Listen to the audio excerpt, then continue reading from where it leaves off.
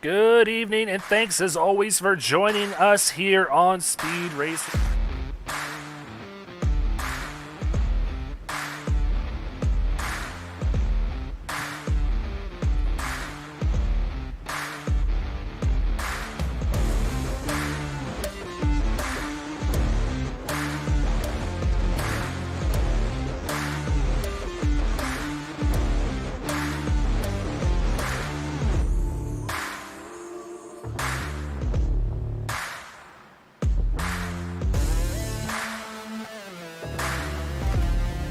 Sorry, I just realized my mic wasn't even working that whole time. Curtis, welcome here. Yeah. I thought it was me. I was checking all my cords. I was checking everything. Yeah, I'm like over here frantically flipping my mute switch over here. It's on, but hey, welcome, and thanks for joining us here on Speed Racing Network. I'll go through this whole spiel again because nobody heard me the first time. We got racing here for you tonight at Watkins Glen International, and it is going to be a good one. 20 drivers here at the top in practice, all within a second of each other. Going to be some good action here tonight, Curtis. Yeah, we're up in hot New York at Watkins Glen, 104 degrees tonight on track. It's going to be really spicy out on track with the tires. I'm looking forward to seeing who can really make it through there. 39 guys, that's a lot of drivers on this track, not a lot of turns, so who survives, that's what I'm going to be looking for. Yeah, you said it there, 39 drivers out here so far. Got 8 minutes left in practice, so still time. If we have more show up, it's going to be a huge field here. And the last 2 nights have been really good. Ryan Johnson taking the win last night. Ed Shearer taking it on Tuesday night. And who's going to get it tonight? Right now, Causey at the top of practice. That's why I kind of hinted at that at the beginning of that. But let's go ahead, check out this week's Gearing Up segment where I sat down with Bar Racing's Kyle Spees, had a little word with him, and take a look.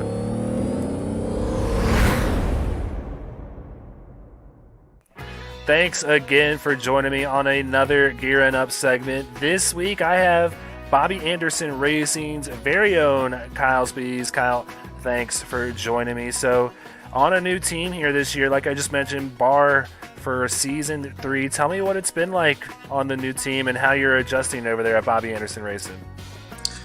It's been a blast so far. I really enjoy being a part of Bar Racing this year. We've taken a whole new outlook to this league, how we race and how we go about everything. We've taken a more relaxed look on everything, especially with my racing. I'm not going in there trying to win races, and neither are my teammates. We all just try to go out there and individually do our best and do our practices and work together. And with Bobby as our team captain, it's been nothing but the best with him.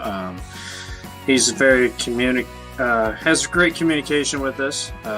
Talks to us every week, a couple practices every week. He's been a great help to all of us. People that don't do as well as others, he's putting practices and putting the time in to help. For the guys that do better, we've helped the other guys.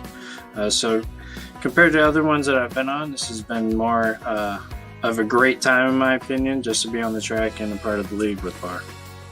Well, you know, you're one of the names that surprises me the most when I see the list of drivers that have yet to capture their first win here in Speed Racing Network. What's the mental battle like week in and week out when you're having these really good runs when you go out there each week, but you're not getting the wins to show for it? Just like I said, with just being a part of Bar, honestly, I could care in the least bit, man. I go out there and try to do my best. I haven't really qualified. I think I've qualified once this year. With that qualify, I even messed that qualify lap up. I actually like going and starting from the back. I like the adrenaline rush plus just more racing. When I start from the back, I can go through 30 cars and try to see what I can do. And just with the Xfinity car, the tires and gas strategy is a totally new game compared to the Cup, which I was a part of. I feel it's more in my advantage that I can try to save more tire in the back than try to battle hard up front, and then I get to save fuel on tires at the same time. It's kind of worked out for me. But as far as going for wins, like I said, it's kind of in the back of my head till playoffs if I make it. Right now we're looking good, and hopefully we do make it. Yeah, I was going to actually ask you later on, was the intent of you starting in the back to maybe compete for that hard charger award as well, going for the butt kicker game or two, or if it was, just wanting to, like you said, pace yourself and go up through the field? It was more me just pacing myself going up to the field till about the fifth race we've been doing, or whatever race we're on. It's I figured out that I was in top of the leaderboard there, and I've watched a couple of the broadcasts, and you guys talked about me being up top, and it kind of surprised me that I was. And then after that, I'm trying more and more for that, except for the couple tracks that I think I need to qualify, which last week I truly did think I needed to. Just how the car is set up and some of these packages we have, I think qualifying is key in some of these tracks, so I will do that. But some of these where I think I can battle and still get a good finish, I will be in the back trying to get that hard charger now. Well, you always have a ton of family and friends in the chat supporting you. I know your grandmother watches very often. What does it mean to have your family supporting you each week? A lot of people will see this as a computer game, but to us, it's a lifestyle. What does it mean to have that type of support out there?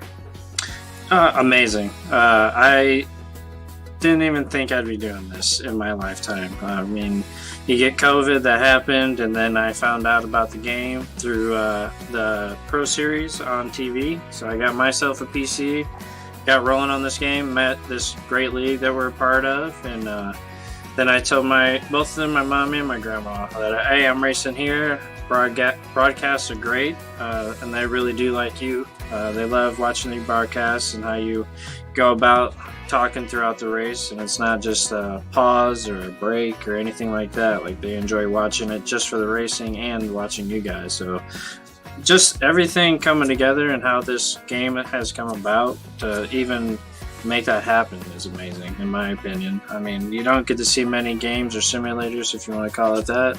They get to have people like you. They get to sit and do broadcasts like I'm sitting at home watching TV for my mom and my grandma to watch. It's a completely new era of video gaming, and it's been a blast for them as much as it has been for me and you. That's awesome to hear, man, and I love that they are entertained, because I'm entertained watching you guys out there. And you were my spotter last season. I've not shied away from that. And that leads into my next question. You're a fantastic spotter, in my opinion. What led to getting the spotter ability? That is not an easy job by any means. And how does that translate from maybe working on the pit box or up in the booth down to the racetrack? Strategy is key in this Xfinity series. When I was spotting with you, I already enjoyed spotting and was doing it prior. So when I went in and did it with you and we took it as serious as we could, it just made me love spotting even more, for one, but then we actually got me into the strategies even more. I hate that you're not driving. I'd love to spot you even more, man. I mean, I miss it. So a little quick shout out to Byron on our team. I am his spotter there, and we have the same strategies me and you did. I mean, strategy, like I said, strategy is key in the Xfinity series. The tires and the fuel. We have a great league that's very, very talented. So it's not like we're going in here having 10, 15 cautions where your strategies are getting messed up. We're only having a few that could bite you in the butt a couple times. But for the most part, we go out there and our strategies work because we're very, very talented. So, I mean, that's a big thing for me too. I mean, just going out there and having fun, but strategies are key. Working out for me, spotting you.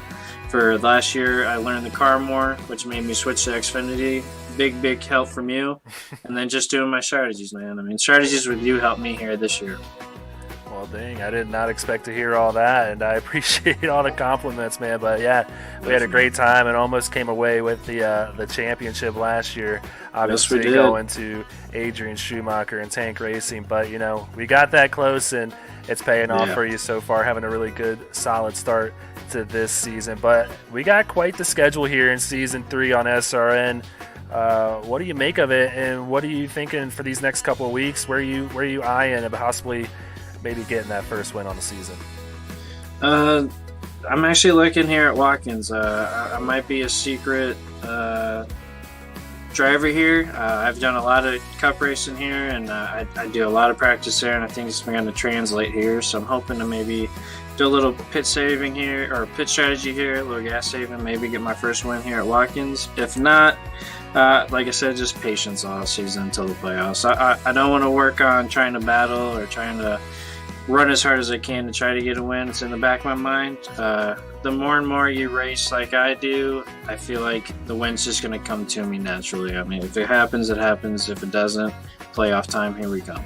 Well, I feel like I know the answer to this next question, but for those guys that I do know pretty well, I like to give them a little fun scenario. So for you, my friend, I'm going to ask you, would you rather have your first career SRN win or a Browns Super Bowl? Oh, man. Honestly, I didn't say Super Bowl win. I just said a Super Bowl. Honestly, I'd rather win in this league. As much as I'm saying I'm being patient, which I am, if I actually won, it would be amazing, man. This league, I was here before it was called Speed Racing Network. So for me to get a win, the 3-4 years I've been in this league, and just being here with you guys and doing everything, it'd be it would be a blast. I'll make sure I bleep that out. You're good. But it would be amazing. There's been a lot of races, but these are big seasons. Like I said, 3-4 years here. That's a lot of racing with you guys without a win. So even the ones you get close, you think about it for 3-4 days. So I would love to get a win here. Well, you're knocking on the door, man. And hey, that's not the direction I thought you were going to go with that question. So you surprised me there, but it was a pleasant surprise, man. It means a lot to a lot of people here. And I know the exact feeling that you're talking about, and I want nothing more for you, buddy, to go out there and feel the same thing. So that's all I got for you, man, and I'm going to be rooting for you this week at the Glen. Best of luck. Awesome. I appreciate you. Thank you. All right. Well, thanks to Kyle Spees for stopping on by the SRN booth and speaking with me for that Gearing Up segment, and he did throw me off there with that answer, picking an SRN win, but that just goes to show how important this league is to a lot of guys, and Kyle Spees being here from the beginning, no surprise actually that he went with them. The Browns would probably just end up losing the Super Bowl. Am I right, Curtis? I mean, as a Pittsburgh Steelers fan, I would definitely say that the Browns will always lose the Super Bowl. Yeah, we got two AFC North foes in here then. As a Ravens fan myself, we both feel the same way on that then. So there you have it, the season standings as they lie after week number 6 at Pocono. Seth Reed with 2 wins to his name, plus 117 on that cut line. Jacob Manning very close behind, though, just 6 points of taking that lead over there. And then Drew Ballesteros, Seth Berger, and Kyle Benson rounding out the top 5. This thing is starting to get a little bit more spread out here in the top 15. These guys in the further on back are going to have to start getting some positions here on track to get some positions on these standings, Curtis. Yeah, I see Kyle Benson moved up to 5th now with that win, only 2 points behind Seth Berger. Kyle Spees is the one that obviously you just did his interview, but I remember watching him last week, and I really thought he was going to be able to pull it off with his strategy and stuff. And, I mean, to be sitting only 40 points back or 40 points above the line, I mean, you really got to watch what you're doing. I mean, you could be right there in 9th this week, and a few weeks from now, you could be down there where Tristan Bailey's at in 15th, really having to fight for your life to stay in the playoffs. So it doesn't get any easier. The only people that can really, I guess, take it a little light would be Seth Reed, Jacob Manning, and I would say from Drew on back, it's still, there's a lot of races left to really feel comfortable even being up that high. Yeah, and I mean, even from 8th on down, because the max points you can get in a race, I believe, is 47, and that's with bonus points. So 8th on down, I mean, a bad week here, and you could be easily sitting where Tyler Murray is currently 6 points back of that cut line. So taking a look at the rest of the field here this season, Matthew Robinson there in 17th, just 8 back of that cut line. Brandon Richardson and Bo Tiffany tied there for 18th, 11 points back of the cut. And then Daniel Keith rounding out the top 20 there, 13 backs. But, I mean, you got a few names here like Lucas Lyons, Taylor Smith, Danny Dow, just to name a few. Logan Joyner, Season 1 champion, still sitting back here and losing ground on that cut line. It's go time here with 5 races left before we get to that playoff. Yeah, I mean, these guys back here, really, I would say the same distance, the 70-ish points range. You could still technically make it in. You just got to have some really good races and obviously hope that the guys up above the line have some really bad races. But, I mean, you're still in contention back here. Joseph Kazi's where I would probably cut that line with Dylan Patterson as being just right on that line of being out of reach. But Logan Joyner, I mean, 63 points. He's going to have to make up a good amount of points these next few weeks. And I know he's had some trouble the last few weeks and stuff. But, I mean, if you string a few races together, you get a couple wins maybe or consecutive top threes and a couple of those guys in those top 15 points have semi-bad races and you start gaining 5, 10, 15 points here and there, you could really see yourself right into the battle after, 3 races. Yeah, so we're going to have to keep an eye on a few of these guys. They look to be pretty fast here tonight at the Glen. Could make up some ground on those drivers that are sitting above that cut line. So taking a look at the team championship standings here after race number 6 of 20. JW Racing running away with it now with a 102-point gap between them and Tank Racing. And then it's another 150 back to Highline. And then it's a pretty good battle here for 3rd through 5th between HLR, Murray Reedy Motorsports, and Jonathan Bayer Racing. And once again, this is all for seeding when we get to those team championship playoffs. So it's important. You don't want to go up against that 1 seed. So Bobby Anderson and Stryker Motorsports going to have to really start getting to the grind here and making up some ground on these teams, just ahead of them. Yeah, Phoenix Virtual Racing is another one that probably needs to really pay attention to what they're doing too, or else they can fall, to 7th and then be battling Bobby Anderson if they have a good race. I mean, that's 50 points. It's not that much of a jump for them. So that bottom 3, if I was any of them right now, I would not want to be facing JW Racing as well as they've been running. That's not a team I'd want to face in the first round. Yeah, I'd have to agree with you on that statement. So, as always, we want to take a look at our sponsors and thank them, as always, for being a part of Speed Racing Network. We got Silverback Tax Solutions. If you have any IRS problems, head over to silverbacktacks.com. Get in touch with Sean Griffith. He'll get you set up and headed all in the right direction. Sparkle and Shine Mobile Detailing.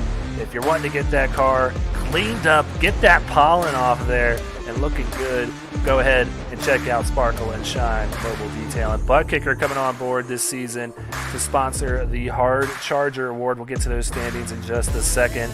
And TJ's team, Foundation at morethanAcape.org. But I just hinted at it, the Butt Kicker Hard Charger Award. This is what these drivers are racing for.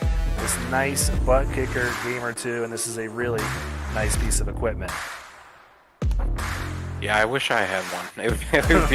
It'd be really nice to add it to the collection of stuff that I have for everything to do with iRacing and the rig and all the different things. It would be definitely a great addition to really, kick the rig into overdrive with really getting that real racing feeling underneath your butt. Yeah, so taking a look at those Hard Charger standings after week number 6, Kyle Spees with still a pretty big gap over his teammate there, Taylor Smith. But hey, 2 bar cars there at the top, picking up some significant spots. Each race is exactly probably why Barr has a good shot at getting up further in those team championship standings. So keep an eye on those 2. Benjamin Park there in 3rd, 7.6 to his name. Brandon Richardson and Michael Amenti, as well as Jack Hedgecox, Joe Ruggles Jr., Jacob Manning, Kyle Benson, and Nathan Sylvia rounding out our top 10. And that's not the only list we're going to take a look at here. We got the power rankings brought to us by Silverback Tax Solutions. Our very own Sean Griffith coming up with these rankings and looking pretty good there. Yeah, with Seth Reed there at the top with 2 wins. He moves up ahead of Jacob Manning now. Yeah, I was kind of interested in seeing this new power ranking for this week to see if Kyle Spees moved up or anything like that, but he fell 3 spots. So I mean, Seth Berger moving up one spot. Seth Reed moving up one spot, passing Jacob Manning. I mean, I can't see a reason why he wouldn't have passed him. So, but those guys were really, going at it there at the end of the last week's race at Pocono. So, I'm kind of glad to see Seth Reed jump Jacob Manning. That second win, I think, really did it for him. But I still don't know what it is about Kyle Spees. I obviously just kind of met him or found out about him last week, and I'm kind of pulling for him here for different rankings, and obviously the butt kicker award and getting the top 15. I don't know what it is about him, but I keep seeing myself drawn towards him in every single category here.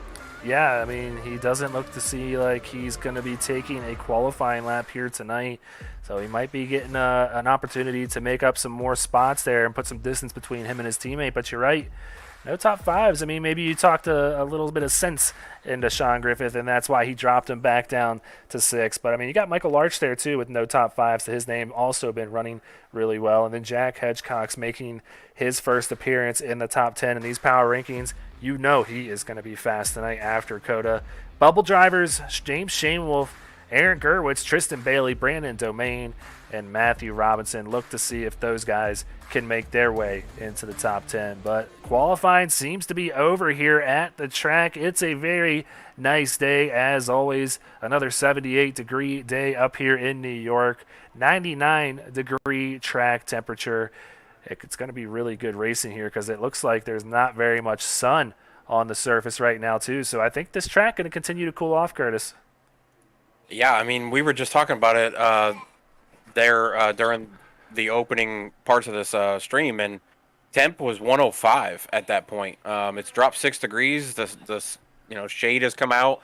You don't want that sun on the track heating it up. 105 is going to make it real slick in some of these corners. You kind of want it to cool down. That air temp of 78, though, that's what I wish the track was at, because I think it would be really racy with a lot of grip. But I don't think we're going to see it drop that far down. Well, taking a look at our starting lineup, Joseph Causey grabbing the pole here this evening with a 113.046. Not too far behind him is going to be Jack Hedgecock, and I think he is going to have a full mirror of that 43 here tonight. Row number 2, James Shanewolf, Matthew Robinson, 2 JW Racing cars. And then we got Seth Berger and Austin Reedy in row number 3. Go ahead and take the next 3 rows, Curtis. Where'd you stop? Austin Reedy. So Kyle Benson, last week we watched him go through the field and come up and finish in the podium there, sitting 7th. Tristan Bailey, 8th. Had a rough couple weeks there. Didn't do well last week, so looking to make up some points and try to climb back through there. He's sitting at the bottom of the top 15 right now, so trying to fight for his life there. Max Service in 9th. Logan Truitt, 10th. Brandon Dominique in 11th. Jacob Manning, last week's other podium, 12th. Joshua Marcy, 13th. Nathan De La Rosa, 14th. Yeah, then you got Drew Ballesteros and Logan Joyner there in row 8. Ben Park, Mark Keedeman in row number 9. And then Zach Deutscher and Seth Reed in row 10. Aaron Gerwitz, Michael Lepicki there, row number 11. Robert Beesall and Chris Bishop there in row 12. Yeah, then you got Daniel Keith Jr., 25th. Nathan Sylvia, 26th. Michael Larch, 27th. Dave Fuge, 28th. Daniel Dow, 29th. Tyler B. Murray, 30th. Bo Tiffany, 31st. Brandon Richardson, 32nd. Travis Anderson, 33rd. Yeah, and then you got James Kerr sitting there at 34th. Jovi Ray in 35th. Craig Lautenslager in 36th. We got a full field for you tonight. Dylan Patterson there in row number, I'm going to do some quick math, row 19. There, Kyle Spees. Told you he wasn't going to take a lap here this evening. He is going to go and try and make some spots here on the track. And then the last row going to be occupied by Taylor Smith and Lucas Lyons. So I'm going to put you on the spot here, Curtis. Who you got tonight? I don't know. Last week I kind of hit it on the nose there with picking the very first race I've been in and picking the winner. So I don't know on this one. I mean, it'd be easy to pick Causey or Hedgecock because they've both been very fast through practice and qualifying, obviously being 1 and 2 both stints there. I think I'm going to go I don't want to take the easy one, so I'm just going to go. I'm going to go with Seth Berger. How about that? See if that helps him out. So you're going to go with the 77 here of Seth Berger. Oh, there it goes. Load the right picture. Come on. Not a bad pick, man. He looked pretty fast in practice. I think he's going to be very solid here this evening. And I'm going to go ahead and take that easy pick. I'm going to take Jack Hedgecox here in the 43. He won here last season in the Xfinity Series. I look to see him do the exact same thing here tonight, but he's going to have his hands full. Joseph Causey was the only driver here with a 1:12 lap time in practice, so he is bad fast in that number 42 Tank Racing Ford Mustang. But coming around the last turn before we see that pace car peel off and head back down pit road and get this thing kicked off, it goes down, and that Silverback Tax Solutions green flag is a waving here at the Glen. Yeah, we're underway here. This is going to be kind of crazy because that first stop, you want to be able to get through there without getting run over. A lot of guys are going to use their brakes hard to get through this corner. Yeah, so we're going to go ahead and see if everybody gets through here cleanly. A big log jam back here, but looking like everybody is going to make it clean. Quite surprising with 40 cars out here tonight. Yeah, it's a lot of cars on track. I'm really kind of surprised and a little excited to see that they've all made it through turn one. They're making it through the S turns. At least the majority of them have so far, as we're still finishing this long line of cars going through there. But this bus stop, I think, is going to be where a lot of guys are maybe going to have some issues. Yeah, going around the carousel right now. Everybody looking to be pretty clean, but I'm starting to see some names dropping here. And Seth Reed, big time damage there for the 81. There's still stuff happening. That's Beasall in the 33 getting into it. A lot of carnage. Logan Joyner sitting there turned around. He's got heavy damage in the 3 car. Tough break early on the first lap here at the Glen. Yeah, it's going to take a few drivers that I was probably looking at to maybe come up through this field. I mean, Logan Joyner, like you said, he's a driver that probably should be in the top 10 in points, and he's sitting back there in 33rd. So back up front, Causey already with a 6.5 tenths of a second gap over James Shanewolf, who has now claimed that second spot over Jack Hedgecox. Matthew Robinson, Kyle Benson rounding out the top 5. Benson up 2 spots from where he began this evening's race. So back here further, we got a battle between Seth Berger and the 11 there of Austin Reedy. Austin was very fast at COTA, and I look to see him be just as fast here tonight. He is going to be making his way up through this field here in a hurry. Started 6th, still finds himself in 6th, but don't hesitate. He is going to be a ringer here tonight. Battle back here between Jacob Manning and Seth Berger. That going to Jacob Manning, and just behind them, Marcy making the move to the inside of the 89 of Max Service. We got battles all over the track here. This is Nathan Sylvia and Chris Bishop. I believe Chris just got by Nathan there in the 36. So let's see where else we got. Looks like De La Rosa. I thought he was falling. Looks like Marcy might have been involved in an incident. He has taken the tow. That 35 is on pit road. Yeah, I'm not surprised he had to take a tow. He had some pretty bad damage back there. I think the hardest part for me is always the carousel. I can't carry enough speed through there. I'm having to brake or let off way more than it seems to other people. And I see, a lot of these guys are definitely pulling some time in the carousel, and a few guys are having a little bit of struggle there. I make up a majority of my time through the S turns, which is 2, 3, and 4, and then that bus stop, or whatever you want to call it, the inner loop. That's usually where I make up a lot of my time, and that's where you can definitely make up speed through there, because that backstretch is so fast into that inner loop that if you can hit it right, you can carry the speed right through it to go into the carousel, and that's then where I get in trouble is the carousel. Yeah, then you got to carry everything you can on the exit of that carousel. You got this long straightaway heading into this left-hander and then into a right-hander. So as I said yesterday, just a lot of time can be gained on these straightaways. So big time momentum that you can carry out of the turns is going to go a long way. So now Causey heading down into turn number 1 here on lap 4, almost to a 1 second gap back of James Shanewolf. So not a bad battle up front. We'll see if Shane Wolf is just taking care of his stuff. Ballesteros now getting by Max Service. Max Service has dropped 3 positions from where he started in 9th place. He is now back to 12th and has his mirror full of that 66 of Nathan De La Rosa. Yeah, and my pick, the 77 of Seth Berger, he's got some damage on the front end and down his left side. He's fallen 5 positions from the start of the race. So I think that first lap did a few guys in with, obviously the few that went around there and spun and had some damage. I think Seth got some as well through there. So you're going to have to try to make it up and try to get back through here. But a lot of guys will try to save tires, since you hinted towards it with Shane Wolf trying to maybe conserve tire a little bit. Be a little bit faster later on in the run and kind of allow Kazi to get out there. I mean, he's 7/10, almost 8/10 fast right now.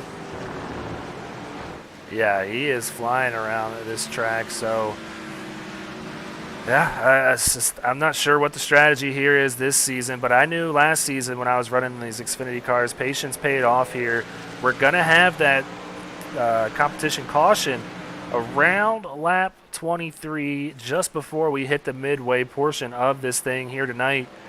So it's going to take a little while for these tires to wear off, but once they do, you want to have the better tires around this circuit. You're going to pick up big time on these leaders. So maybe that's what we're seeing coming from the Jack Hedgecox there in the 43. He's now 2 seconds back of Causey, and that's very surprising considering the pace that he set at Circuit of the Americas and at Watkins Glen last season. And then, I mean, our 10th place driver, you mentioned Seth Berger, he's now over 10 seconds back, and we're on lap 5.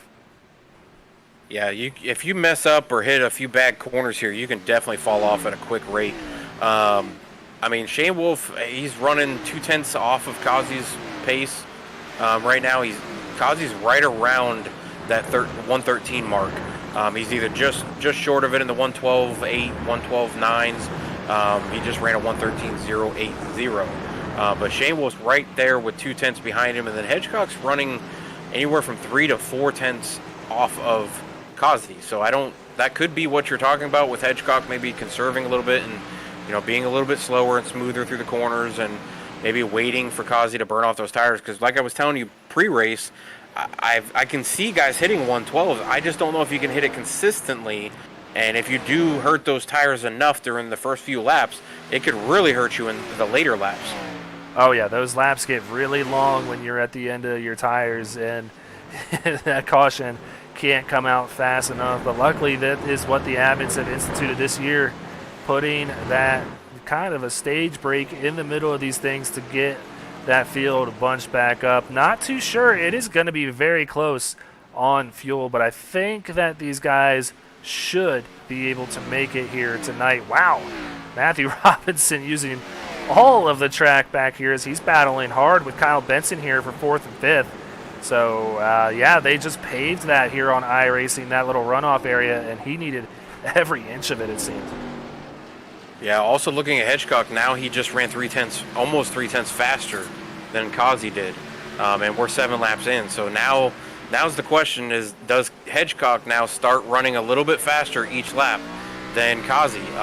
They just finished another lap, and he was again 2/10 faster than Kazi on that one. All 3 of them were a little slow that lap, though, so I'm not sure what happened to all 3 of them there. Yeah, I was going to hint at it, too, that maybe Hedgecox is just keeping the gap to a certain distance so he can take care of his stuff a little bit, but doesn't want to let them get too far. But maybe already feeling the effects of saving the stuff a little bit better than these top 2. He's right here with Shane Wolf and Causey. So taking a look on the back end of that Ford Mustang, sponsored by Boss Security, and you can see that Shane Wolf is going to have a mirror full of this 43 here in maybe a lap or so. The 53 of Shane Wolf and the 43 of Hedgecock are running almost identical times. Shane Wolf ran a 113.760. Hedgecock ran a 113.790. So they're pretty much running identical times, but Kazi's the one that was out there running the really fast hot laps, and now he ran almost 3/10 slower than them. Yeah, and you just saw him lock up the brakes there heading into that last turn. Maybe the car not really feeling as good as Causey would like, and these two are running him down. And he's just hoping to see a good battle back here for second, so he might be able to pull away But with limited passing opportunities here, a lot of guys work with the other if they know the one is faster. So we'll see what Shane Wolf does whenever Hedgecox does get to him, if he does get to the bumper of that 53, if he just lets him go and let Hedgecox kind of carry on towards Causey, or if Shane Wolf battles him here. He knows that Hedgecox is going to be a contender here tonight. Wow, he fishtails that thing right out of the bus stop heading around the carousel. So that's not where you want to be doing it here with an elevation change and a big wide turn like the carousel. Noticing back and forth and fifth, too, you got Robinson and Benson battling back there. They were really close going into that bus stop, and Benson's still right on the back of Robinson. So, I mean, there's racing going on all over the place, but these top five have definitely stretched it on the rest of the field. I mean, these two here, Robinson and Benson, are 4 seconds back from Causey and Shane Wolf. And then you go back to 8 seconds, 10 seconds, 15 seconds, and it goes even worse after that. So these five are definitely putting down some laps, though. Yeah, Benson, one of the fastest drivers at COTA, too, so no surprise to see that beef stroganoff Chevy Camaro up in the fourth position. But don't want to take my eyes off this battle here for the lead for too long, because we could very well miss a pass for the lead. These three cars all within 1 second of each other, so Causey sees his mirror getting more full and fuller of these cars just behind him, and that really starts to play a mental game with these drivers and can make you miss your points, which is vital when you're road course racing. You've got to hit your marks every turn, and this could be a reason why we're seeing these guys catch up. Yeah, Shane Wolf just had a really good lap there, and actually he just had another really good inner loop and carousel and made up some more time. He was about a second last lap when they came through this section, and now he's at 4/10. So him and Hedgecock are closing in, but Shane Wolf's really laying some laps down now. He's 2/10 faster than Causey the previous lap, and now that the new lap times are coming through, Shane Wolf again 2/10 faster, but Hedgecock was actually 3/10 faster than Causey that time. So yeah, they're definitely closing in, but I mean, we're 10 laps into the run.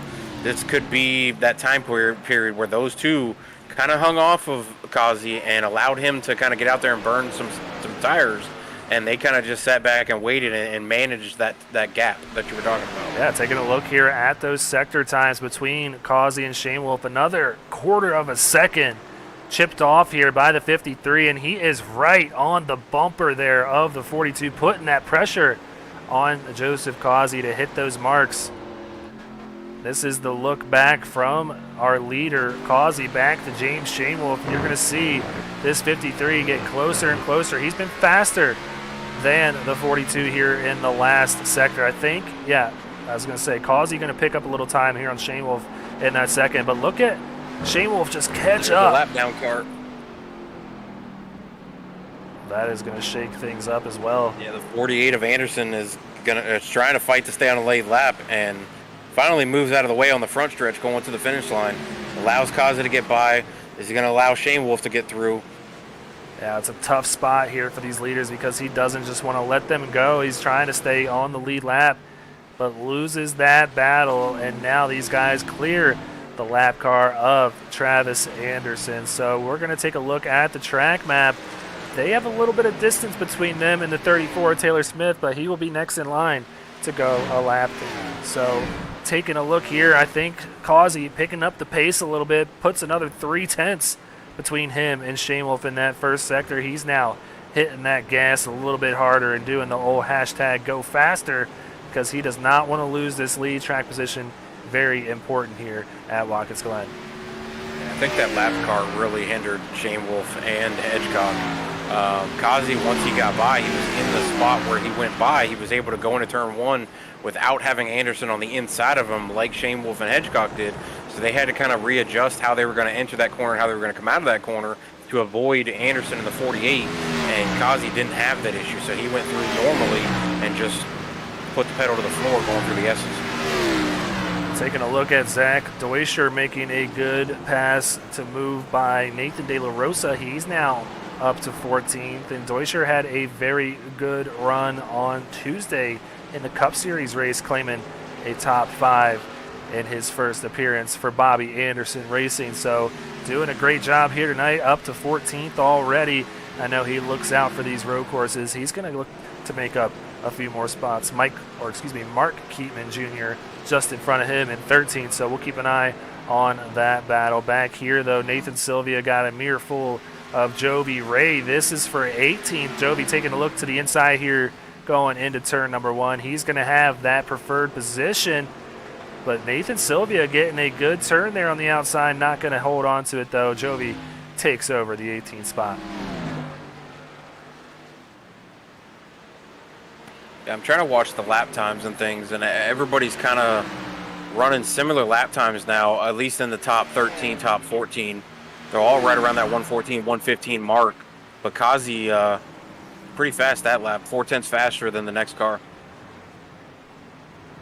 Yeah, so Jovi Ray, before I go away from him, is our butt kicker hard charger right now, sitting plus 17 after starting in 35th tonight. But yeah, Kazi is laying down some serious lap times right now with a gap of 1.5 seconds now over Hedgecock's. The 43 moving on by the 53 back here. So we'll see if he's able to pick up the ground that they lost. They were almost by Kazi there. They were knocking on the door.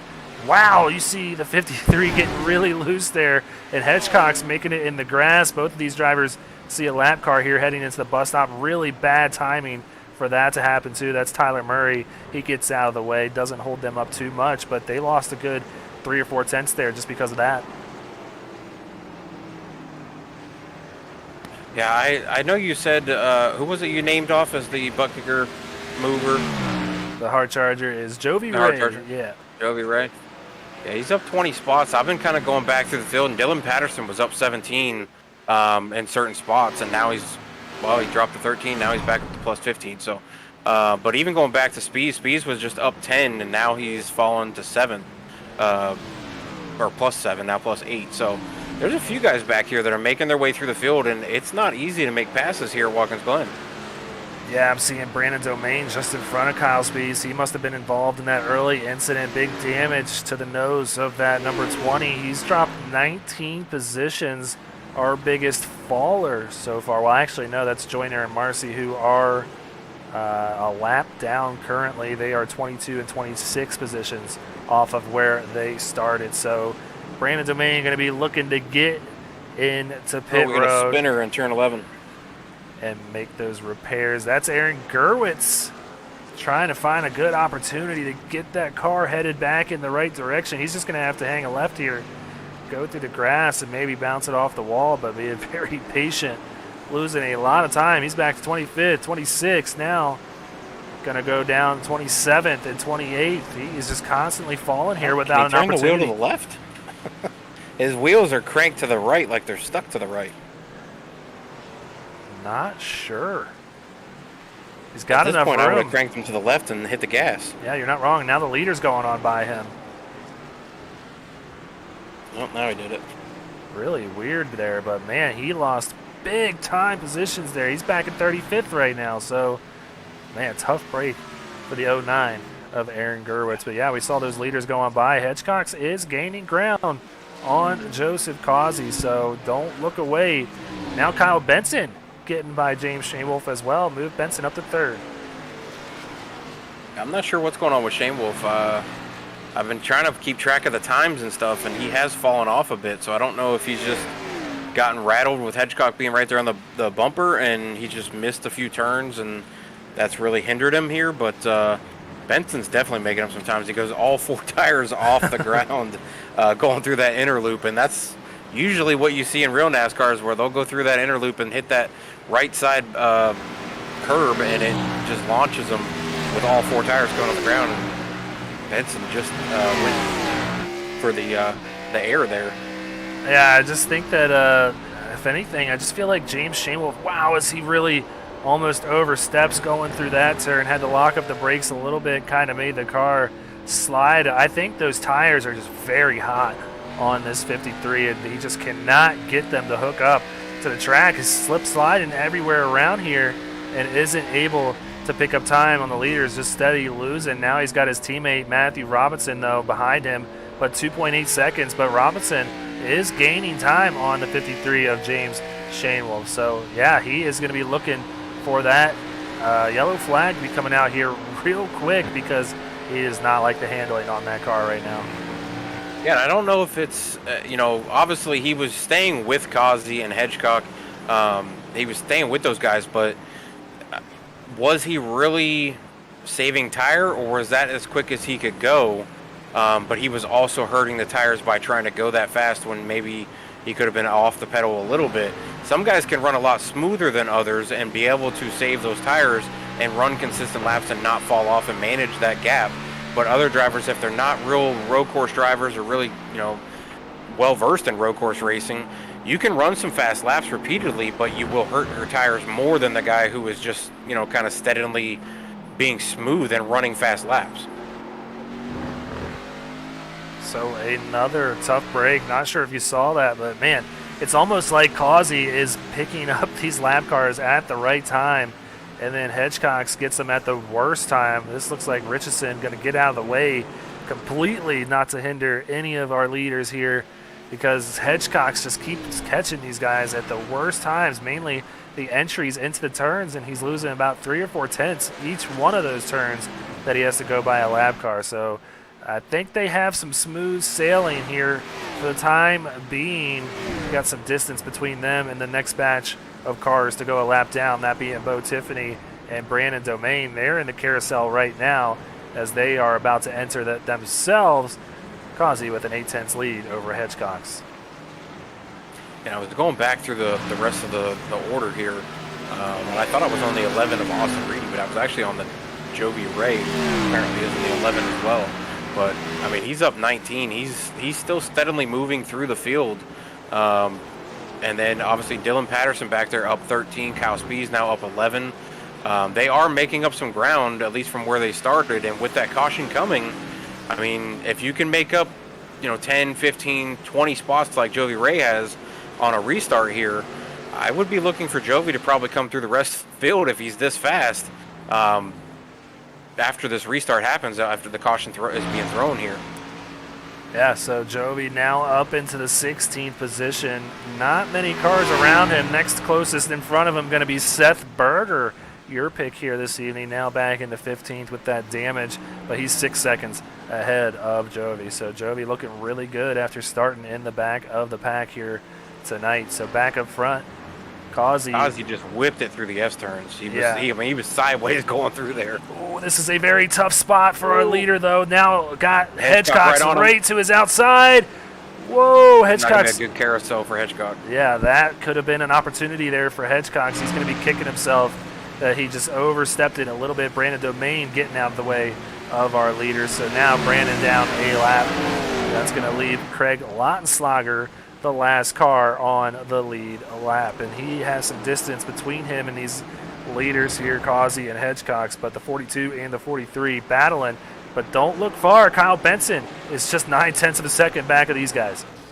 Yeah, I think both those guys lost a lot of time going through that inner loop and through the carousel, and it allowed Kyle to really close in on those lap cars, who then moved out of the way for him, and the front two just caught him in the wrong spot there, right in the inner loop. It's not a good spot to try to pass, and obviously the lap down cars, I mean, they couldn't have done much more than what they did, but it's just a terrible spot to catch guys, and Benson made every effort to get right to the back bumper of Hedgecock. And Hedgecock, I agree with you. I think he might have blown an opportunity there at the carousel, but we do have the caution coming. I mean, does he really want to push it through there? On that high side on the carousel, you can get really loose there, and you might not be able to catch it. So he could have ruined his whole race by staying on that outside line and really pushing it with Causey on the inner line. Yeah, there's a lot of dirt, marbles up there on that high lane, and it is just going to whip around on you on a hurry if you get up there too far. So he did a fantastic job of saving that. But yeah, our top three nose to tail here between Causey, Hedgecox, and Benson. Shanewolf and Robinson rounding out the top five. So about 3 laps now away from seeing that competition caution come out and shake everything up here. So this is going to be the last lap that people have an opportunity to possibly short pit if they want. So quite surprising to see not many takers here on that strategy. So that just tells me that they are very close when it comes to fuel. Yeah, that turn 1 just hurt Kazi bad. He 4-tire slid through turn 1, and it pulled the 43 and the 10 of Benson right to the back bumper of the 42 here. But luckily, he was able to be on the inner side as they went through that S-turn, and it caused Hedgecock to have to let off. Oh, and Hedgecock misses the inner loop. Oh, that's going to be a big-time penalty for the 43, but still might be able to maintain that third position. It looks like, wow, I don't know who that was that they just went by right there, but somebody was turned around there on the carousel. Looks like he has served that penalty, now finds himself a second and a half back, so not as bad as it could have been there. That's typically a much longer penalty, so not sure how he was able to get away with that one. But yeah, he's going to maintain that third position, and now Causey going to have a mirror full of that number 10 driven by Kyle Benson. Yeah, looking at the replay, Hedgecock just smoked the tires through there.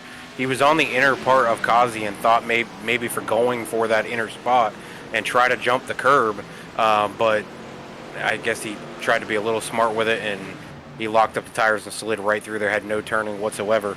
But I think he's still all right. He's still right here. He's only a second and a half, almost a second and a half, 2 seconds back from the front two now, but that puts Benson in second, and Benson has been just flying these last 10 laps or so, to where he's caught up to these guys. I mean, he's up multiple positions. He's up 5 positions from the start of the race, and that's not easy with the top 5 that were really fast there. I'll make it +6 because he takes the lead from Causey through the bus stop. An absolutely flawless move there on the 42, and the 42 almost lost it on the exit there coming around the carousel, so move that 10 up into first place. Could Kyle Benson claim his second win on the season? One way to find out, and that is to stay with us for 25 more laps. It's hashtag go faster time here just before we get to that competition caution. So coming to the stripe for 1 lap to go, I do believe, maybe 2. Yeah, I think Causey's tires are burnt. I think he's done with his tires because he's shaking the car back and forth as he comes out of corners to try to get the grip to get out of there. He's sliding through corners now. Like I said, a couple laps ago, he did a 4-tire slide right through turn 1, which allowed Benson and Hedgecock get to his back bumper through the S-turns. But, I mean, Benson's been on a tear. I mean, he just ran a second faster lap that last lap when he passed Causey to get the lead, and I don't think he's going to look back here. But you put fresh tires back on Causey's car, and does he come back out here and start running really hot laps again, or does he maybe back off this second run and try to baby those tires a little bit more than he did the first run? I don't know, but it's going to be exciting. Not giving up on first, though. No, for sure is not. Gets the inside on Kyle Benson through the carousel, but that 10 can have big-time momentum exiting that carousel, heading down in this left-hander here. He's going to have the advantage, but there are lap cars, as you can see, in front of these leaders, and a lot of them. That can also throw a monkey wrench into here. They know these guys are going to see that caution flag soon. They do not want to lose a lap and be that second car a lap down, because you will not get your lap back here this evening. You see a lot of smoke coming off pit road because a lot of takers there that last lap to come down and make a short pit. So I have to assume that we will not be seeing these guys at the front of the pack when we take this thing green again after this competition caution that'll come out on this lap, I do believe. It's always hard for me to kind of do the math here. Doing it in my head, so bear with me. Yeah, I saw Max Service, Zach Duscher, Jovi Ray, all those guys came down, but I don't think this front group is going to be too far down the line once the caution does come out. I really think they could wind up somewhere in the 5 to 10 range. They'll be fine. I don't think the guys that pit are able to run the 112s and low 113s consistently like these guys were doing at the beginning of the race. So I have a feeling they'll probably be trying to come through the pack pretty quick. The question is can they get through the pack without having damage or getting into any kind of incident, or even going around in a spin because you're pushing it too hard or anything like that on cold tires? I'm not sure, but now I am for certain that this will... Oh, there it goes. be the competition caution here as you see that yellow flag waving. But to go back to your point that you just made, though, even though, I mean, yeah, they might be maybe 6, 7 back, that's still back in traffic, and you've got to be careful when you're driving back here in the pack. So anything can happen when you're going side by side with these cars. That's why you want to be the leader. You want to be in control of this thing where people move out of your way. You're not going to have that when you're mired back in about 6th, 7th, or 8th. But, yeah, we had a few takers there under green flag pit stops. Logan Truitt, Mark Keatman, Jacob Manning, Drew Ballesteros, Nathan De La Rosa. Those are the 5 that are on the lead lap that have already made their full pit stop, each one of them getting 4 tires and fuel. So I have to imagine that they are going to be clutching their cars the entirety of this yellow flag to get that thing to the end of this race here this evening. But as it stands, Kyle Benson in the lead here under our first and only caution of the night, followed closely by Joseph Causey, Jack Hedgecox, James Shane Wolf, Matthew Robinson, and then the rest of the top 10 being Tristan Bailey, Austin Reedy, Max Service, Zach Deutscher, and Joby Ray now at plus 25. Yeah, I was kind of surprised not to see more takers on pit road. I mean, you're not really at risk of going a lap down on this. So, I mean, obviously it really depends on where you were at. If you were more than 30 seconds back, you could technically maybe go a lap down, depending on how fast they were still running laps. So I'm just surprised maybe more didn't go from 10th on back. I'm actually going to join you on that and say I'm surprised as well. I mentioned it in the earlier races this week. I mean, sometimes you have to own the fact that you might not have the speed here at the road courses, and then it's going to take some strategy to get up front. This being the only opportunity for that strategy to play out, I'm really surprised a lot of guys didn't come into short pit to kind of put these really fast cars that have been setting the pace here tonight a little bit further on back in the pack. So we'll see how it plays out, but I mean, we see some of these guys. You got Logan Truitt out here who is staying out. He is going to assume the lead in that number 91 Glitch Energy Toyota Supra out of Jonathan Bayer Racing. And you got Jacob Manning. He's going to be just behind him coming up in that number 50 JW Racing car. And then Drew Ballesteros also staying out, as I said. Nathan De La Rosa going to be in 4th place now. So thought that we had 5 cars. I guess that the 5th one came down and pitted. Must not have felt confident that he could make it to the end. So a few wait around cars opting to stay in front. Well, actually, these are the lap down cars, maybe? Not too sure, but you got Nathan Sylvia and Aaron Gerwitz who were a lap down just in front of our leaders. But we're going to step aside, Curtis, for a second here, take a quick commercial break, and we will be right back. Do not go anywhere. Want to be a part of an established league on iRacing? A league that's competitive, fun, and above all fair? Look no further than Speed Racing Network. Originally known as Mid-South Madness, SRN has evolved into a league that can bring the best out in any given driver. Drivers work their way up through the ranks to hopefully one day call themselves a champion of Speed Racing Network. If you're interested in joining, don't hesitate to reach out to league admins to claim your spot today. Maybe you'll end up in the history books. If you're interested in becoming a sponsor in Speed Racing Network, feel free to head over to www.speedracingnetwork.com and reach out to an admin today. And as always, remember to go faster. Silverback Tax Solutions specializes in dealing with IRS tax problems. If you are receiving threatening letters from the IRS, or if the IRS has placed liens or levies on your property, Silverback Tax Solutions can help you find relief. We have worked with hundreds of people to resolve their tax problems. If you're behind on filing your taxes, it's never too late to get on the right track. Silverback Tax Solutions can help with that also.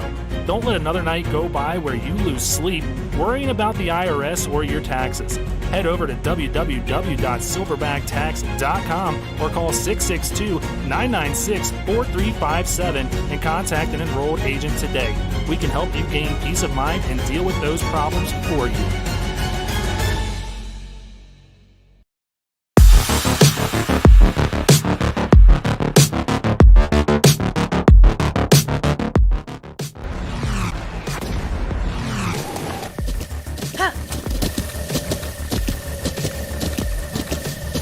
With the Butt Kicker Gamer 2, what you see and what you hear is what you feel.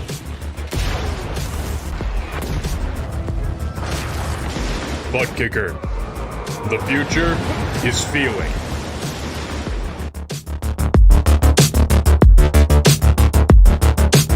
All right, thanks for staying with us here on SRN.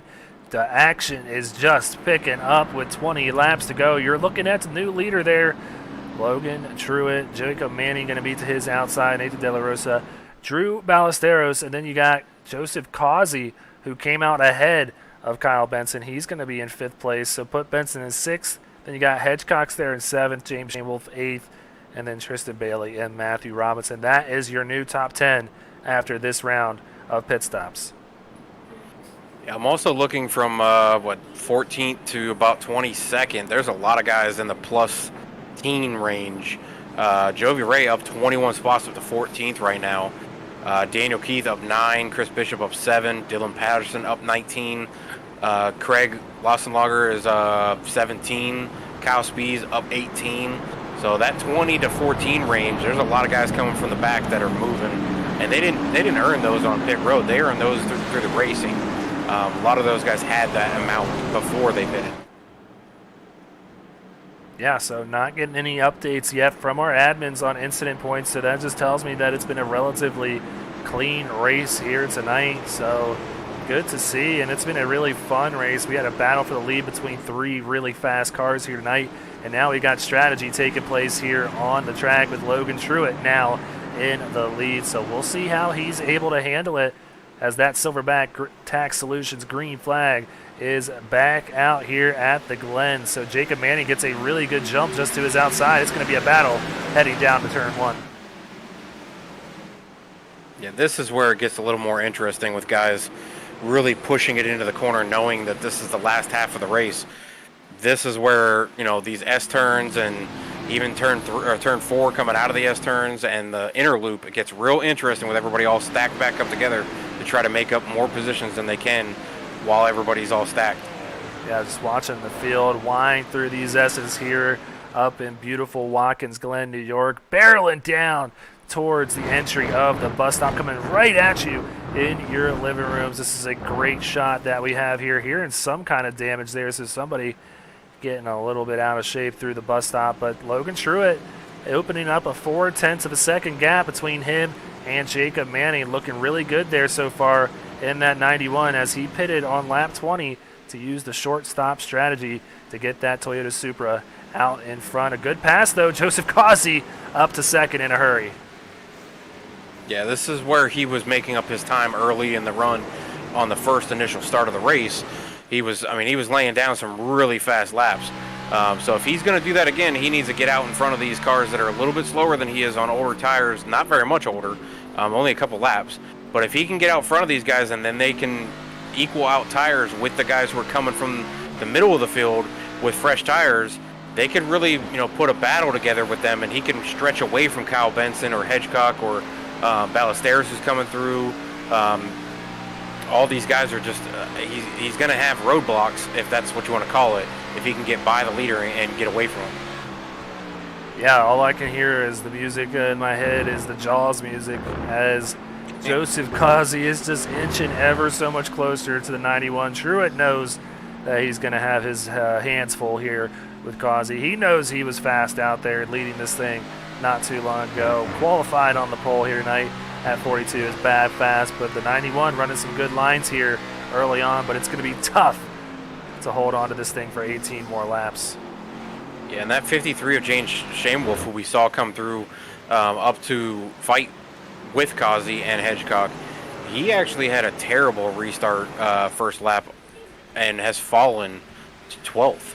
Not a very good restart for him. He's going to have to make his way back through the field. He was sitting, I think, 7th or 8th, and just had a terrible couple turns there with guys 2, 3 wide, trying to figure out who was going to go first into the inner loop. And I think he did not have a very good inner loop or carousel and came out 12th. We'll move Austin Reedy up into the 7th position now after making the pass there on Matthew Robinson. running that TJ's team, Chevy Camaro. Good to see Reedy up into the 7th position. Might he be able to come home with a top 5 tonight? One way to find out, and that's to stay tuned as Joseph Causey gets by. It looks like Logan Truitt missed the bus stop here, had to take the stop and go penalty right there in the middle portion of that bus stop. Put him back to 7th, now 8th, as Robinson's going on by, and then Tristan Bailey now taking a look to the inside. Just like that, 91 facing the reality of possibly losing a top 10 position here tonight. Yeah, and that puts the 3 leaders that were there before the last pit stop back up front, and a little bit of a jumbled order, but Kyle Benson had to come up 5 positions to get to where he's at currently through that entire 24-lap run before that caution came out, and he's already sitting 2nd. He's not having to fight, 8-10 seconds to get all the way back to the leader. He's going to be right on the tail of Causey, and Hedgecock is behind him, so he's going to be pushed by Hedgecock, but he kind of babied his tires a little bit, and he was able to make moves and passes where a lot of guys were not able to carry the speed, and it showed. Yeah, it's a really good point to bring up there in the initial start of the race. Yeah, he did have to go through the field a little bit, but now he's been on the bumper here of Causey with fresh tires. Could pay dividends for that number 10 out of Murray Reedy Motorsports. So we'll keep an eye on this pack here. I want to go ahead, maybe take a look back here for this battle between Logan Truitt, Robinson, Bailey, De La Rosa, and Mark Keatman. This all happening for 7th place. These guys from about 5th on back are in a line here, battling it out here for potentially a 5th spot. We got 16 laps to go, coming to 15 to go. If you're back there in the 10th to 20th range, you really got to start making moves now. It's from 10th on back, you're talking 14 to 25 seconds off of the leader. That's a lot of time to try to make up. So anywhere in that 7 to 10 range is probably the farthest you're going to go back for somebody to try to get to the leader. A really cool shot here at the Glen in turn number 1, just to kind of watch everybody go through this difficult downhill section of the track with heavy braking and high speeds. That is probably one of the toughest turns in NASCAR. So yeah, it's not an easy move by any means to make a pass there. So it's kind of a breath-holding moment, I guess you could call, whenever you see someone take a nose and put it to the inside of you there on that heavy right-hander there. But now this battle between Manning and Austin Reedy, now going to Austin Reedy, move him up into the top 5. Jacob Manning working on Logan Truitt now, 91, trying to get by that 50. Causey just ran a blistering lap, 1:13.068. So this is where I was talking about earlier, is Causey was running really fast laps. The fastest lap of the race is by him with a 1:12.850. The only other person in the 112s that I even see in here is Shane Wolf, and that was a 1:12.963. So still a 10th and a half off of Causey's best lap, but he's still running, 13 flats.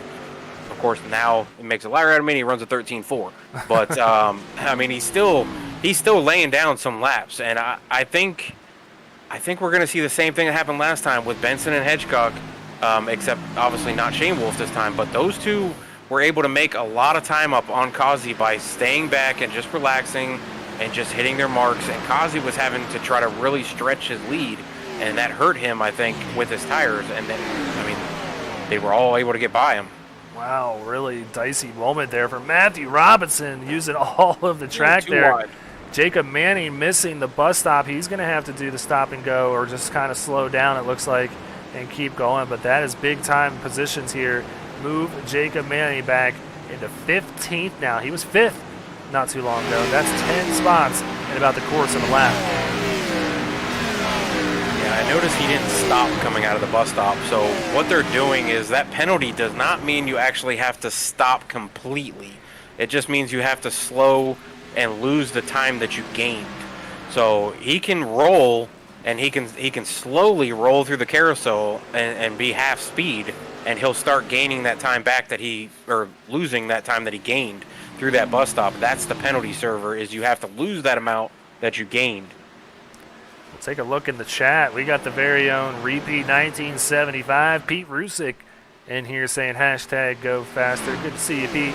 Hope you're having a good night. I know you have some other league duties commentating elsewhere. Trader your traitor, not coming up here and hanging out with me and Curtis. No, I'm just kidding. Good to see you, Pete, and hope everybody out there is enjoying this race. Go ahead, hit that like button, hit that subscribe button, and hit that bell anytime we go live. You will be notified. So please, if you're having a good time, do each one of those.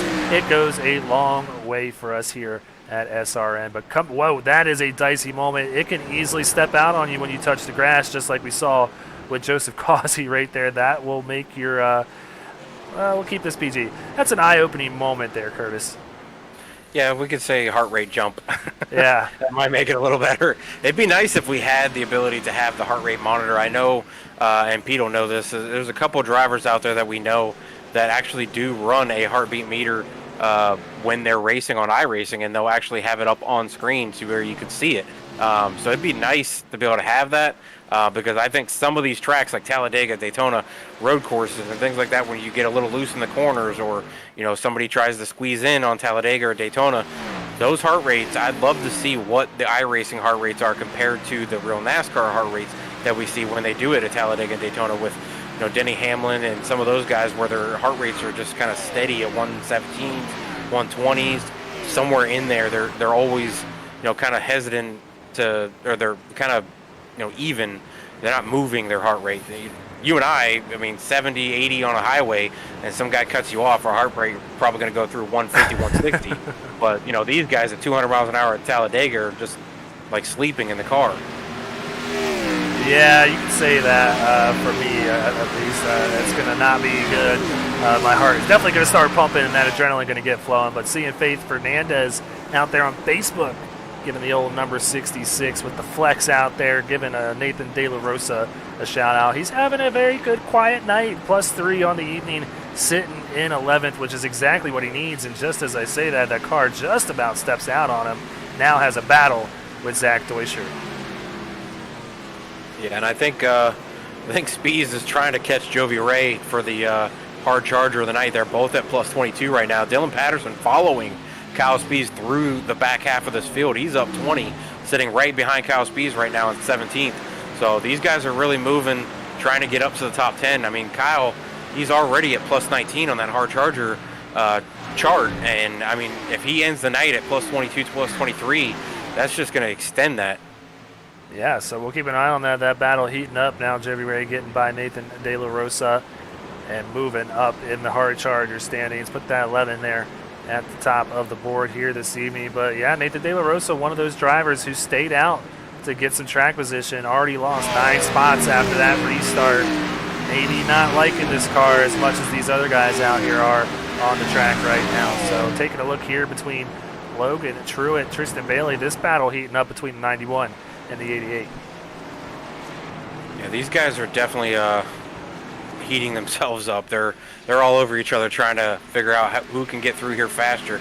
That 91 though, he's hanging on. He obviously did not pit at the caution break. He pitted before the caution break. So he's on, I would just say, a smidge of older tires. I mean, 2 laps and their caution laps essentially of just pacing around. But he's hanging in there. He hasn't fallen off as much as I thought he would with everybody with fresh tires, but he's still right here, and Bailey's really hounding him, but not able to get by him. Pete out there in the chat saying Talladega next week. I was just looking over the schedule, and Talladega is next week with Dover following. Talladega is going to be insane if you have this many guys, 40 drivers on track. It can get really exciting and also scary for those guys who are looking for those hard chargers or even the points battles. Yeah, Talladega, the ultimate wild card, I like to call it. It's going to be a toss-up. Anybody can win those races. It's just, and I don't want to take away from anybody. I mean, I've won my fair share of super speedway races. It's not the easiest thing in the world to set yourself up in a position to win those things at the end. So it's a big-time chess match out there going 200 miles an hour. So that is going to be a good one next week. Dover Motor Speedway in 2 weeks. And you got Auto Club, Las Vegas, and Iowa rounding out the next 5 weeks. It's going to be a great season here on SRN, almost to the midway part of the season, and it is not going down a bit as far as the excitement factor here in SRN because, man, we've had some great finishes. I've been keeping track of all of them all season long, and I have about 8 of them already on my board as far as the top 10 finishes of the season. It is picking up here, and it is go time. Not too far off from the playoffs. You got to get every position that you can, every bonus point that you can. It is going to matter when the time comes. Yeah, and I mean, you can't take away the win just because it's at a super speedway. I'll say this, in a race ending, full race ending, I can't take away from a driver finishing first. I don't like the rain ones. I really wish they'd run that race the next day, things like that in real life. But I mean, on here, I mean, it's like you said, it's a flip of a coin on whether or not you make it through one of the crashes or the big one. It's a flip of a coin, really, on the qualifying times of whether or not you start in the front or you start in the back. I mean, you could see thousands separating some of these guys in the top 10. There's not really a way to be that much faster at a super speedway. You pretty much come out of pit road, you put it to the floor, and you hang on and try to lay down that lap. So any win on iRacing at a super speedway, I don't care where it's at. I'll definitely give them the praise for being there, because super speedways to me are just it's even worse of a flip a coin. You might as well say a nine-faced dice for me, because there's so many different things that can happen on a super speedway, whether it's a bad pit stop or somebody making the wrong move or somebody spinning out in front of you and there's nothing you can do about it. I mean, there's so many variables that just, it's really hard to get through. Yeah, so Logan Truitt doing a good job of getting through this traffic. He has made his way back up to 5th after missing the bus stop a few laps ago. Almost moved out of the top 10, but was able to get that 91 headed back in the right direction. The 91 having a solid night, might be able to tab his first top 5 of the season. So good job, Nathan. We'll keep an eye on your progress throughout this race, but battle here between Matthew Something's Robinson. going on with Shane Wolf back here. Yeah. He just almost crashed coming out of the last turn and then just banged doors with Jared Manning as they came through the front stretch. Him, the 2, and I don't know who else that is there in the pink and white car. I think it's Max Service. They were all banging off each other as they came through that front stretch. Yeah, the pink and white car being Nathan De La Rosa, a few spots ahead of him. He's back up into the 12th position. So, yeah, it looked like he was well off the pace, TV and James Shanewolf, but it looks like he's trying to pick up the spots that he just lost, making the move to the inside now of his teammate Jacob Manning. Jacob going to work with him and let him have it through the bus stop. And Shanewolf looking to pick up some more positions before this thing is over, because it is getting down to it. 7 laps to go here. Going to be 6 here as Causey coming back down the front stretch now to take the stripe. Oh, and I see actually what happened. Zach Duscher in the 2 actually tapped the 53 of Shane Wolf as they came through turn 11, and it looks like Shane Wolf tried to show his displeasure and almost took out his teammate of Jared Manning as he was trying to go after the 2 from bumping him. Yeah, so not sure Jacob Manning going to like that, but luckily didn't take him out, and Jacob will keep going in 14th position. So, yeah, the tempers can flare here at the road courses, so no surprise to hear that. Taking a look back at our butt kicker hard charger, though, still going to be this Still man, gonna be Jovi Ray, who's at He plus was the 25. beneficiary of that one. He Yeah. went by all 3 that got stuck in that corner that locked them up, and I mean, Shane Wolf was sideways as he got bumped by the 2, and Jovi just went underneath all of them and just took all 3 positions. Well, now he's running down Mark Keatman and Matthew Robinson as well. Jovi is flying out here in that number 11 Chevy Camaro for Phoenix Virtual Racing. Could very well be staring down the possibility of getting a top 5 for the first time here in Season 3 tonight. So this battle, though, heating up between Logan Truitt and Tristan Bailey. Tristan knocking on the door of that 91. He wants to get that top 5 spot back from Truitt, who has been just picking these guys off one by one. But nobody in front of the 91 now. Austin Reedy with 4.5 seconds on him. Yeah, I mean, going back to Jovi, though, starting 35th and being 10th is a huge deal on a road course. That's a lot of time to make up. I mean, even when they're crammed together on a restart, you got to look all the way back to 35th to go to the leader. I mean, that's a long distance in line. And then to get separated and spread out, he made up 19 spots before the first caution was thrown. He's made up 6 more laps. The only difference is now he's facing off of guys who are running closer to the same lap times that he's running. So it's a little more difficult to make time and make those passes. But he's doing it. 25 positions in this short 45 lap race is a lot of positions. Yeah, it is. And this is Chris Bishop, who was turned around after that turn number 1 there. He was right at the exit of pit road, gets it going back in the right direction, but lost some time and position out there. He's now back to 25th as Ben Park goes on by him to move up to 24th. So tough break there for Bishop. Was having a pretty decent run, a quiet run in that number 22, but unfortunately going to lose some spots here at the end of this one. But like we saw at the end of that last run, they were running down Causey. Not the case this time. Causey with almost a 2-second gap from him on back to Kyle Benson. Almost got the wall there through that real narrow section of the S's as he heads down into the bus stop. Got to be careful here as Kyle Benson now picking up a little bit of time on the 42 after that. I was going to say the battle back here between 5th and 8th is really close, and now Jovi Reyes stuck his nose in here. He just went flying past Matthew Robinson, who then dropped another position. And now Jovi's on the back of Keatman and Ballesteros. He could make up multiple positions here, and Bailey and Truett aren't that far in front of these guys either. So he could literally, in the next 2 laps, if he can run these laps right, he could be on the last lap fighting for 5th. Yeah, that would be a heck of an evening coming back from 35th place from where he started. And I know he's going to want a few more laps in this thing because he's feeling very fast. So on board. I think he's going to make that pass. He's good. On board with the 11 here. He is gaining on these guys just in front of him. You can see that 5th place car, Logan Truett, just about a second or 2 seconds ahead of him. So with 3 laps to go here, still plenty of time to take advantage and capitalize on these cars in front of him. But let's go ahead and maybe head back up towards the front. Keep an eye on our leader, see if that gap is growing, and it is. It's up to 2.4 seconds over Benson.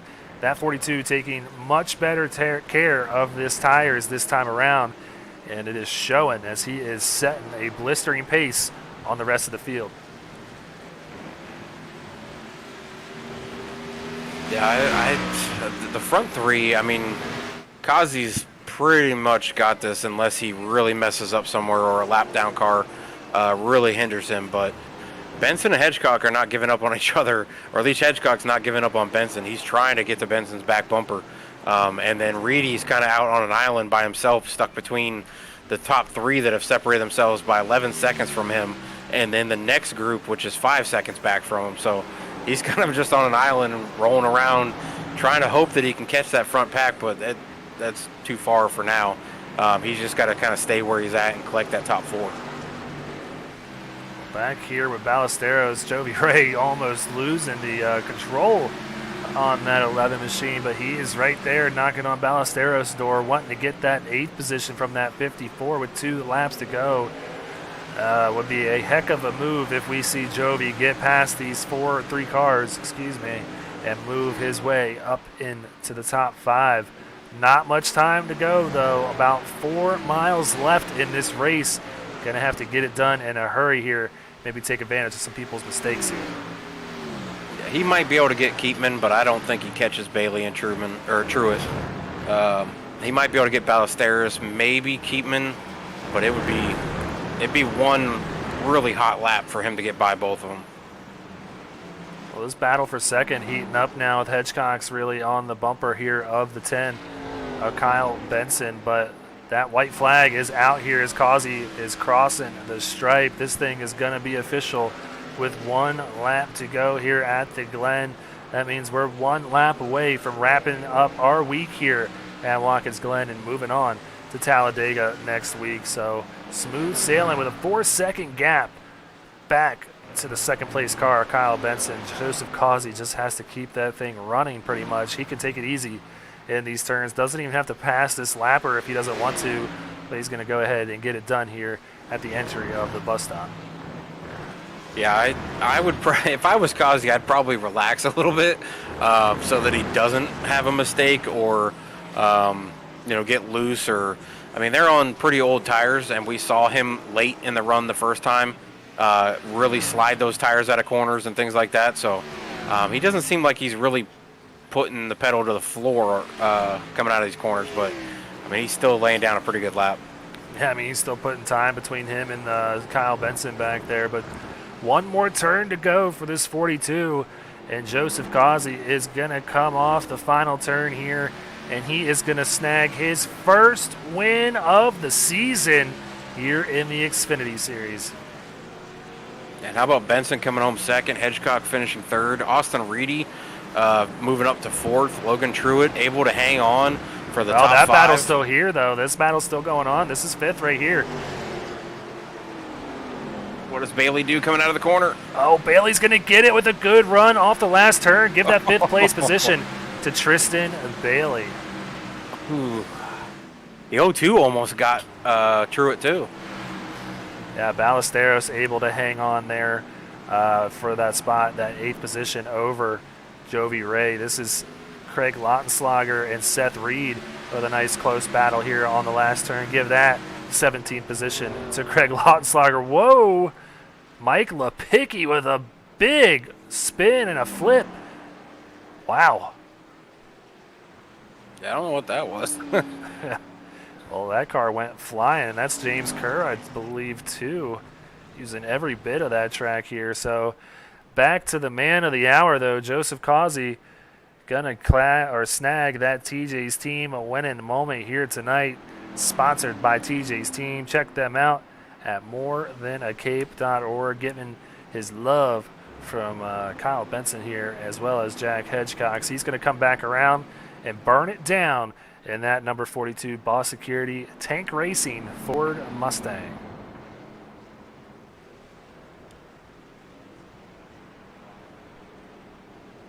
So not the night we're used to seeing here. We're used to seeing this race controlled and dominated by JW Racing, but this one in the hands of Tank Racing's very own Joseph Kazi as he is celebrating here on the front stretch at the Glen. Only one JW Racing car in the top 10. That going to be Drew Ballesteros. So that could really flip these team standings up on its head. We might have a battle here for that top spot. This series came down to Tank Racing and JW Racing here last year, and they tied, Curtis. Not sure if you know that, but we went all the way to the end of this thing in the team championship standings, and these two teams tied. So I think that battle is heating up here in the Xfinity Series. Yeah, it could definitely get interesting by the end of the season. The way that the JW Racing has really performed these first few weeks through the season, and once we get back to normal racing past Talladega and we go to the 1.5 miles and stuff like that they've been really good at, I don't know. I don't know if the other teams can really hang on with them. They seem to be so dominant, or at least be up in the top 10 in the points at the positions at the end of the race, to really collect those points, to really stretch their lead. So I don't know.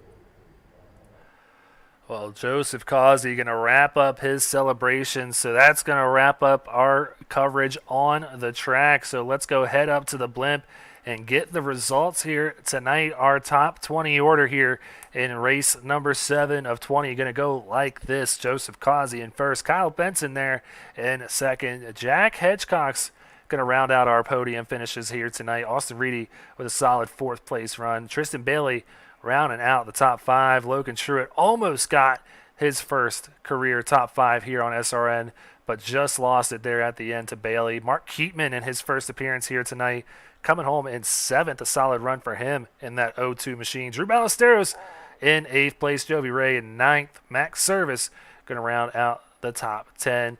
11th going to Matthew Robinson. 12th to Nathan De La Rosa. 13th to Jacob Manning.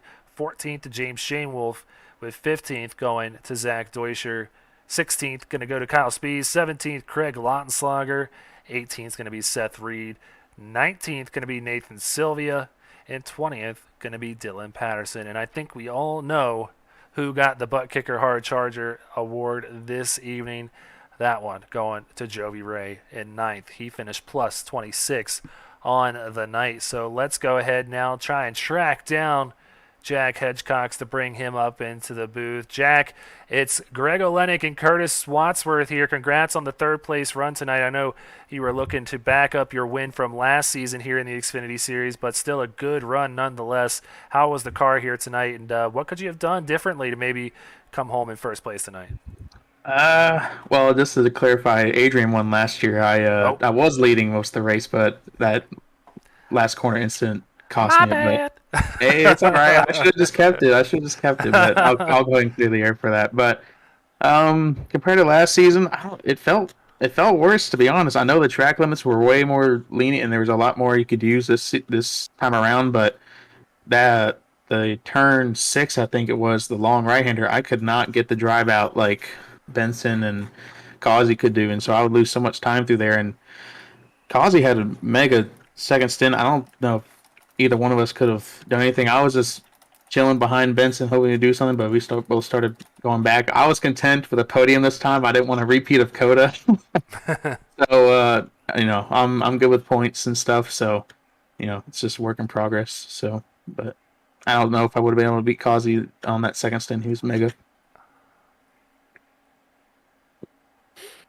Well, Hedgecock, yeah, I mean, you were really, really fast at the beginning, and I was kind of wondering, just on strategy-wise, were you kind of holding off at the beginning and trying to just save tire, or were you really trying to lay down laps? It seemed like Causey was really laying down laps at the beginning of both of his runs here after the restart as well. Were you just trying to, hold back and save tire? First stint for sure, I was saving. I had better pace than both of them in front of me by the time that caution came out. I mean, I was about to pass Causey going down turn 1 when it came out. So, but I was definitely saving that first stint. I knew it's the first half of the race. You have a whole nother to go, and it just nullifies the whole thing with that caution. So, it's not really a point in trying to cause a whole lot of ruckus. So, I was definitely saving that first stint. In terms of the second stint, I was laying back. I even told Benson at the start of that, focus on Causey, battle him. I'm not going to pull anything unless he makes a mistake, because I was saving, but Causey just turned it on. So Benson couldn't really keep up with him, and I tried to make a move on him towards the end there, and I just couldn't get that drive out of that one corner half the time, and just lost all that momentum. So, well, still a good run nonetheless, coming home in third. Could get you some good points heading towards the playoff season. But, Jack, before we let you go, you got any friends, any family, any sponsors you want to give a quick shout-out to? No, just the boy. We have Phoenix Virtual. I mean, we just started this a couple weeks ago from some other teams, and first podium for them. So just want to shout out to those guys. We got this going, and it's been going pretty well for us. And just everyone that's helped me. I mean, even Striker back. Striker Boy is always there. And so, just them in general, both of them. All right, man. Well, congrats again on an awesome night, coming home in third. We'll see you next week when we head to Talladega. Oh, boy. Have a good night. All right, well, that was Jack Hedgecox coming home in P number 3 here this evening. Let's go ahead, track down Kyle Benson. There he is. Let's go ahead and bring him up into the broadcast booth. And Kyle Benson, it's Greg Olenek and Curtis Wadsworth up here in the SRN broadcast booth. Congrats on the runner-up, man. I know you had a very fast number 10 Beef Stroganoff Chevrolet Camaro out there tonight, but didn't get the spot you wanted, I'm assuming. Tell me what happened there in the second stint there. You kind of lost some time on Causey. He was just kind of pulling away from you guys. What was different there between the second and the first run? First one, it was a lot different because I was able to save my stuff, and it was a different mindset in the first stint than the second one, but kind of felt like that one slipped away on me. I was gaining on him, back on him with 5 to go, and it just hooked randomly and clapped the wall. So, but other than that, man, that second stint was kind of bad for me because I had more of a long run car than anything. But just real glad about the opportunity, and just had a really fun time this race, and just combined my P's and Q's. Well, Kyle, I've got to bring up something here. The last 4 races, you've been on fire, and I know there's a power rankings list, and I'm kind of surprised not to see you further up the list here. But the last 4 races, first, sixth, second, and second. Your last race outside of the top 6 was 5 races ago. I mean, what has been your, I guess, drive, or what's been pushing you through these last few weeks where there's been incidents on track, but you've avoided them, and you're having really good finishes and climbing up the points? Hey, listen, man, that commentator's curse. Don't you get me started on that one, but man, it's a. Hey, I haven't had it so far. Well, I guess tonight I did because I picked the 77. All right, okay, yeah, we understand. It's all right. It's all right. But man, I just finally hit my groove, man, with these races and how unique these tracks are. I'm finally able to show what I got. But with these 1.5s coming up, man, it's gonna be different. I finally hit my groove in this league, man. 2 straight second place finishes is pretty good momentum going into these next few races, and had a very good points day with all these people, with all the leaders and all that stuff, having rough days. So, just trying to keep my head down, just more or less thinking about the big picture in the playoffs and try to have a good seed, and try to bring one home. Hey, well, when you get caught up in the big one next week, don't come knocking on our door. Oh, pal. don't worry, I'm coming. I'm coming with it's not some my beef, fault. brother. I'm coming with some beef stroganoff, brother. All right, man. Well, before we let you go and send you back down to your teammates, you got any friends, any family, any sponsors you want to give a quick shout out to? Yeah, TJ's team for hopping on board this season, sponsoring our whole team this year. Just a great guy for doing it for the kids, man.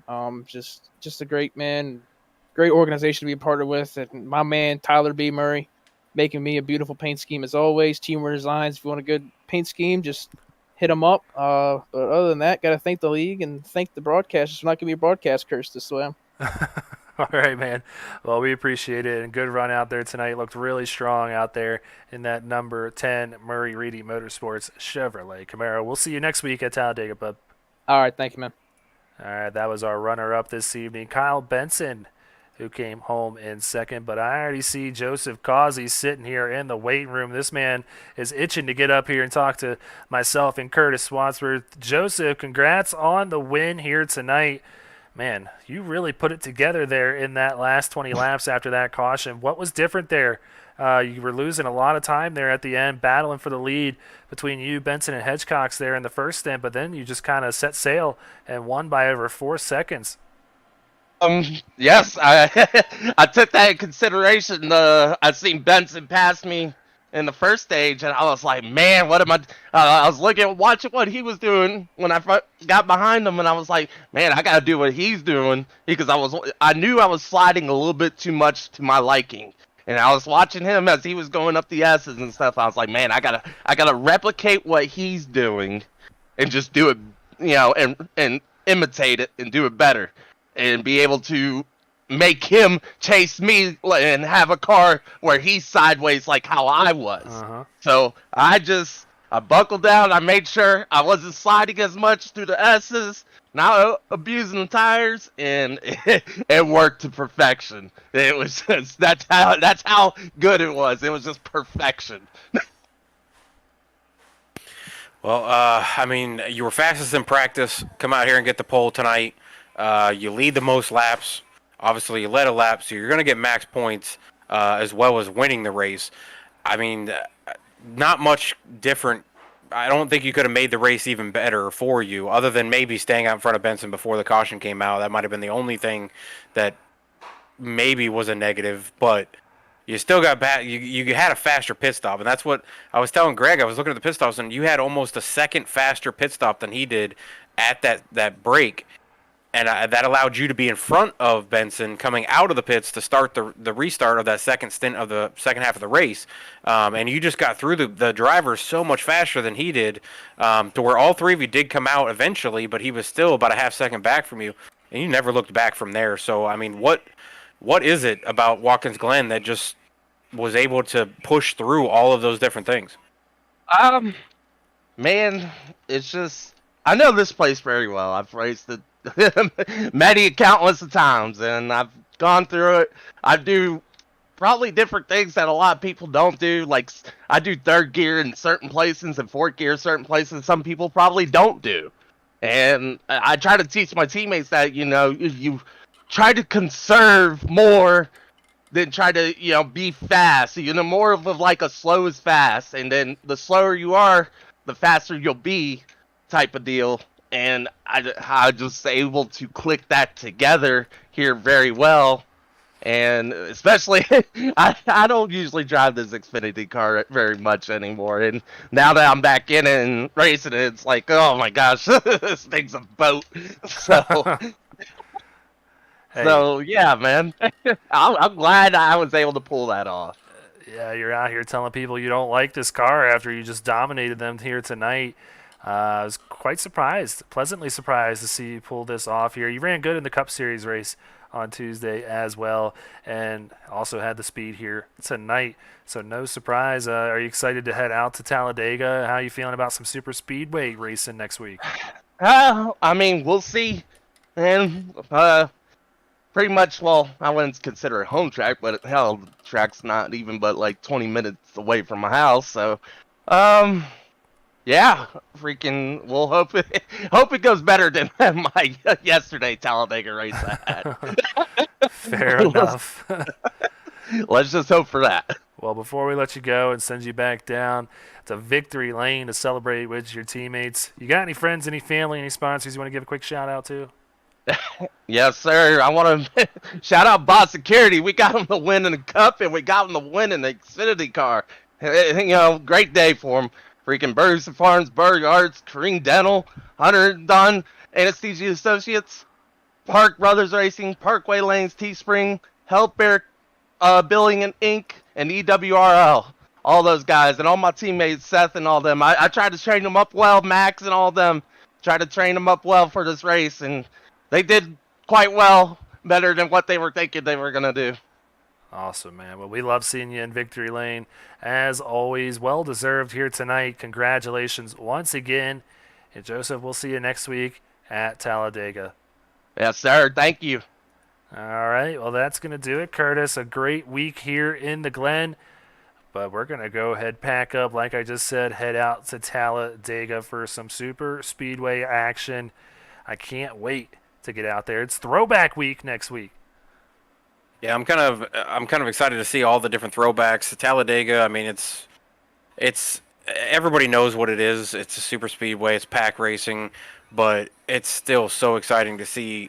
And I keep using this word, but survival is key, because these guys in the top points, if you get wrecked out early on in a race and you go all the way back, if we have 40 cars in the race next week and you go all the way back to 35th or back, and some of these guys who are just itching to get up in this top 15, if they have good nights, I mean, their point swings can definitely be big next week at Talladega. So I mean, I'm really excited to see what happens at Talladega. All these fast guys. There's going to be so many cars on track that it's going to be it's close as you can get to real NASCAR. So I'm going to love seeing what I can at least pick out on track to see who's making up ground and who's making moves and who's faster than this guy but stuck behind him, and who's going to take it 3 wide, who's going to take it 4 wide. I don't know, man. It's going to be awesome, though. Like you said, a very wide track out there, too, so we could very well see that 4 wide action that you're mentioning. So if you liked what you saw here tonight, please hit that like button, smash the subscribe button, and hit that little bell so you know anytime that we go live. I will say this.